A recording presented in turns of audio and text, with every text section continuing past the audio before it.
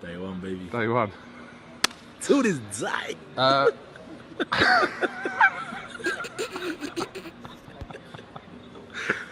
To this day.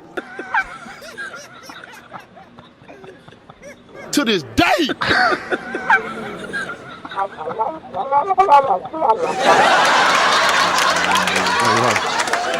To this day. Motherfucking relay.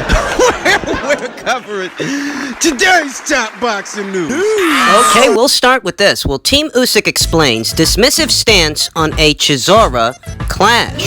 If Usyk's next fight is not Joshua, most likely it would mean that he relinquished his WBO title to avoid facing Usyk. Alex Krassyuk, group director for K2 Promotions Ukraine, Usyk's co-promoter, along with Eddie Hearn's Matchroom Boxing, told BoxingScene.com. And of course, Usyk would prefer to challenge for the vacant WBO heavyweight title versus the highest available opponent designated by the sanctioning body. Which right now is Joseph Parker. The WBO keeps its rules very strictly, points out Krassyuk, in the reasoning for being dismissive of such a fight at this time. Facing the number 9 ranked contender for the vacant title would mean that 7 higher ranked heavyweights are either committed to fight anyone else or are unavailable for some reasons which does not look realistic. According to the WBO, Usyk is due a mandatory title shot by no later than June 4th, 2020, whereas Pulev is due his IBF title shot by no later than May 31st, 2020, as per the terms of being forced to step aside to allow the December 7th rematch between Joshua and Ruiz. In a nutshell, it sounds like what Alex Krassyuk is saying is that the only way he'll fight Chisora is if Anthony Joshua has vacated the WBO title, and then the title would be on the line in what would be their fight. That sounds a lot like what he's saying, but it also sounds like he's saying that given that there are 7 people ranked ahead of Derek Chisora right now, and given the WBO's quote-unquote strict rules and regulations, it's rather unrealistic to expect that all 7 of those guys might be unavailable. That, Usyk would sooner end up fighting one of them for the vacant WBO title instead of Derek Chisora, and I tend to disagree. I do. Why is that? The reason for that is Joseph Parker is the next highest ranked contender, and if he makes it past the next guy he fights, he'll maintain that rank. But the problem is that David Higgins, Joseph Parker's manager, well, he said they want a 70-30 split. And you know that it's Usyk that has the title shot. I mean, he's the one who's the mandatory challenger. But these guys, they're asserting themselves that, they're the A side, and they want a 70-30 split. Well, I can't see a fight between Usyk and Joseph being made under those circumstances. Not if they don't come off of that demand. The next guy is Adam Kaunaki, a PBC guy. You think they're gonna let this guy cross the street for Usyk when they didn't let him cross the street for Anthony Joshua? Forget it. Did you guys forget that after Jarrell Miller pissed hot, Adam Kaunaki was offered the Anthony Joshua fight? And this is according to Adam Kaunaki, not me, not Eddie Hearn, not somebody on Joshua's team. This is according to Adam Kaunaki himself, that he turned down the fight because supposedly he was out of shape. That's according to him, that he wouldn't have been able to get himself fighting fit in 5 weeks' time. Really? Make it at what you will, alright? But me, I tend to think that old Al Heyman didn't want to let one of his undefeated prospects cross the street. I say that because Adam Kaunaki is a fucking heavyweight. It's not like he's one of these guys in these lighter divisions where he's got to worry about making a fucking weight. If you've been doing what you're supposed to do between fights, you shouldn't have to get in shape because you're a heavyweight. There's no cap, there's no ceiling on what you can weigh so long as you've been keeping yourself up. But that was the reason they gave. Now, after Adam Kaunaki, you got the name of Andy Ruiz. Now, I could see Andy taking the fight, at least more than I can see Adam taking the fight. But the thing is, Andy's got an offer on the table for a Dillian White fight. So that's more or less a question of who do Andy Ruiz's team feel is more beatable? Which fight offers more bang for their buck? Which is the better way to go? Do they think Dillian White is a more beatable opponent than Usyk, or vice versa? And I think that's what would determine which way they decide to go. It's a possibility, given that there would be a world title on the line, but it's not a lock. We then have Daniel Dubois, ranked at number 5, but we all know that Daniel Dubois is one of Frank Warren's prized stallions, and I don't think he would release him over there to Eddie Hearn to fight Alexander Usyk on a Sky Sports pay-per-view or a Matchroom card or whatever. So that rules him out. You got the undefeated New Zealander, Junior Fa, ranked at number 6. And, I don't know, maybe they'd let Junior take the fight? Maybe. But even for Junior, Junior's an undefeated heavyweight prospect, but that's just it. This guy's still a prospect, more or less. He hasn't even crossed them over into contender status. Would they let him fight Usyk? There's a question mark there. There's a real question mark there. We then have Michael Hunter, who Usyk beat already. Now, I don't think that fight would happen. I don't think that, they'd orchestrate that rematch. I don't. Ain't happening. You then have Evgeny Romanov at number 8. Undefeated Russian heavyweight, 14-0, 10 KOs. Not a big guy for the heavyweight division by any stretch of the imagination in terms of dimensions. This guy is only, 6 feet tall? You got light heavyweights and cruiserweights. Hell, I think you got some super middleweights that are more statuesque, I should say, than this guy. Would they allow him to take the fight? I mean, his quality of competition, really leaves a lot to the imagination. Usyk, for him, would be a considerable step up in comp. I don't know that they would allow him to take the fight, though it does seem more possible than some of the other names that are ranked in the WBO's rank standings. And then we come to Derek Chisora. The Derek Chisora fight represents a greater financial value than either the Evgeny Romanov fight, the Junior Fa fight, the Michael Hunter rematch, or a match with an Adam Kaunaki. I have to say that Derek Chisora arguably represents the most value here in terms of staging a big event over there in the United Kingdom. I think he does. I think he could put more asses in the seats, help to put more asses in the seats over there in the UK than either Adam Kaunaki could over here in the US, or Andy Ruiz could over here in the US, or Junior Fa could in New Zealand or somewhere else in the world. I mean, you look at these names and you ask yourself, which one of these guys on this list could make for a big event that, not only gets the fans all excited, but actually gets good turnout, good pay-per-view buys, and that is the name of Derek Chisora. As odd as that might seem, as strange as that might sound, yeah, Derek Chisora still sells tickets, and a pay-per-view between Usyk and Chisora, given how Derek Chisora likes to go about things, yeah, the people over there in the UK would buy it. Just ask him. Now, this image has been circulating, it being that all three of these boys, Eddie Hearn, Alex Krassyuk, and Anthony Joshua, met up in London to hash some things out, discuss some things, obviously the Usyk fight, and the impression that it gives me is that Anthony Joshua might actually end up vacating that WBO title. He might.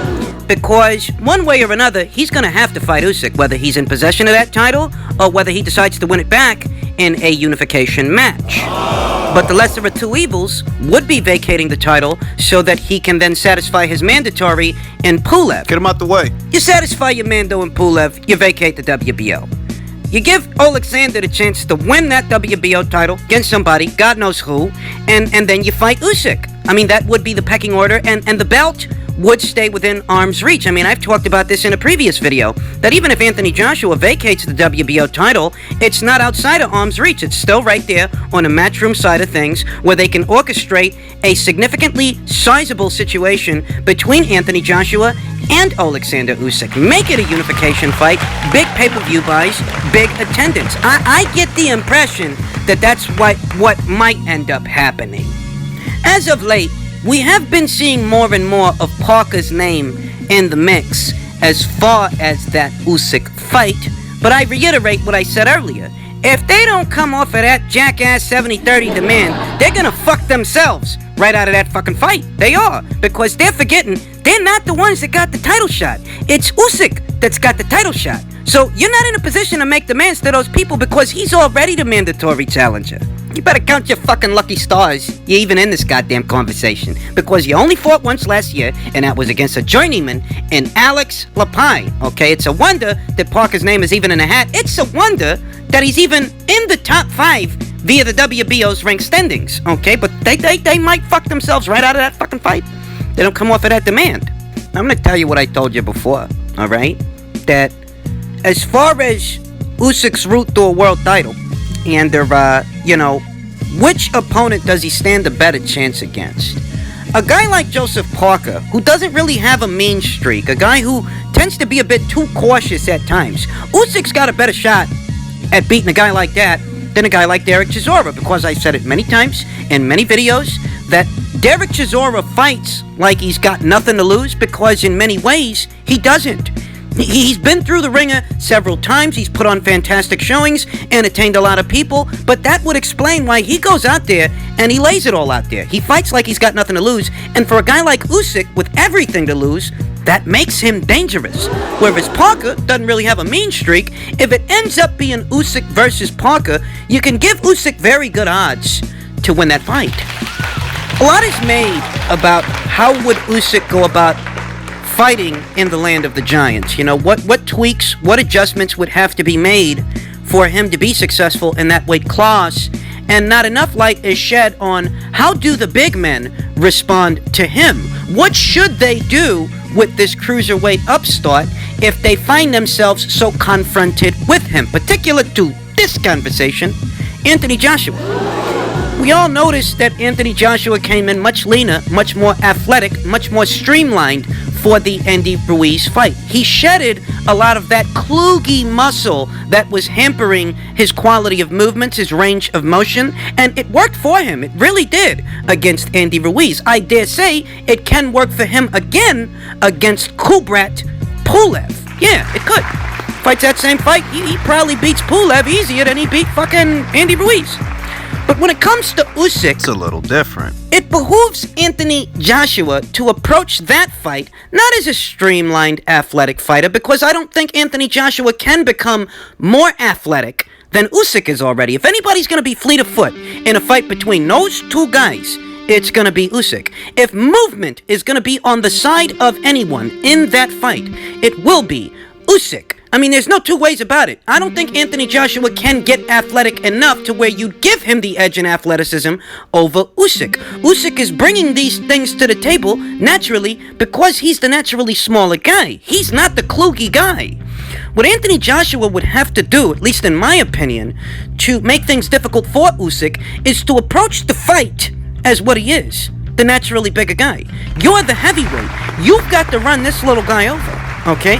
You might actually have to put on some muscle for that particular fight if and when it goes down. So you don't sit there trying to win a boxing match against some little guy bouncing around the ring. No, fuck all of that shit. Okay, you've got to run this little guy over, walk him down, and beat him down. And the best way to go about that is to overpower him. Tell you something, you figure that Alexander Usyk being a naturally smaller guy, he's got to fight the fight mid-range to inside, because he doesn't stand much of a chance being on the outside. He's a sitting duck out there for Anthony Joshua's long jab and straight right hand. So in all actuality, Usyk is going to want to fight this fight mid-range to inside. And the funny thing about it is, mid-range to inside, Anthony Joshua can make things difficult for him by imposing his size on him. That, okay, little fella, you want to get this close to me, we're going to see what you got. And we're going to see if you can stand the heat in the kitchen, okay? You bang with this guy, you know, you show him what the heavyweight division is all about, you know, force those exchanges upon him, more so than he would like. You don't give this little guy a chance to breathe. You tie him up, you lean on him, you know, you tire him out. You show him that the heavyweight division ain't the cruiserweight division. There is a difference. I mean, that would be one way to go about making things difficult for Usyk, who's going to be looking to use his athleticism, his mobility, his agility to work around the naturally bigger guy who he might be expecting to fight a long-distance kind of fight. But this guy, he ain't got heavy feet like Andy Ruiz does, to where if you fight a long-distance kind of fight against him, it's very difficult for the guy with heavy feet, you know, with the flat-footed fighter. Usyk is anything but flat-footed. He can really move. And he's expecting that he would have to against the likes of an Anthony Joshua. He might be expecting Anthony Joshua to fight a long-distance fight behind his jab, where the best thing for Anthony Joshua to do, what might be the best thing for him to do, is to get close to this guy. You want to get mid-range to inside on me, little fella? Okay, little fella, let's see what you got. And I'll tell you that the sooner this fight happens, the more it favors Anthony Joshua, because Usyk really hasn't actually had the chance to amass much experience or acclimate to the heavyweight division yet. As it stands, all he's done is have a fight with John Witherspoon. Chaz Witherspoon, I'm sorry. But yeah, that's all he's done. You know, he really hasn't had the chance to get used to things up there in the land of the giants. So the sooner the fight happens, the less experience Usyk brings to the table for that fight. I mean, you hypothesize that Usyk has another fight in the heavyweight division, right? One more fight before he faces Anthony Joshua. Do you think having one more fight in the division is going to adequately prepare him both mentally, physically, and strategically for a fight with Anthony Joshua? That's the question. I mean, I think Usyk's a great fighter, no doubt about it. I think what he did in the cruiserweight division is a thing unheard of, unprecedented. To win that many world titles that fast, in hostile territory, mind you, every single time. It is a thing unheard of. But time is a factor, and I do feel that his success is a time-sensitive issue. The more time he has to fully acclimate to the heavyweight division, the better it is for him. He goes rushing into this fight, having only fought, one or two guys? One of them not being a world-level contender and potentially one world-level opponent. Is that really adequate preparation for Anthony Joshua, you think? Perhaps this sense of urgency that we're seeing from Alexander Krassyuk, Alexander Usyk, this urgency to face Anthony Joshua sooner than later, perhaps that's coming from a feeling that right now Anthony Joshua has looked the most vulnerable he's ever looked. That yes, he has rebounded, he has gotten his world titles back, but he does seem like a more beatable guy than he did before he fought Andy Ruiz. They gotta be telling themselves that, maybe now's the best time to strike. But I'll go as far as saying that Usyk, for all his talents, really isn't the puncher that Andy Ruiz is. I mean, in the realm of concussive punching power, Andy Ruiz has his drawbacks, he has his flaws, like any fighter, but he has his virtues. And one of those virtues is that on top of being a very good counterpuncher, there's a lot of power and weight behind the punch. And Usyk, even as a cruiserweight, wasn't the biggest puncher. So, I don't know that they should look at that as some kind of a window of opportunity. It's an intriguing matchup, and regardless who wins, it's going to be one hell of an achievement for the victor. But I think from, where Usyk is sitting, what behooves him is to put more distance between himself and that fight so that he can have more time to acclimate. They might choose to go the other way, I don't know, but I'll say, I'll reiterate, I think the sooner this fight happens, the more it favors the bigger man, and the bigger man is Anthony Joshua.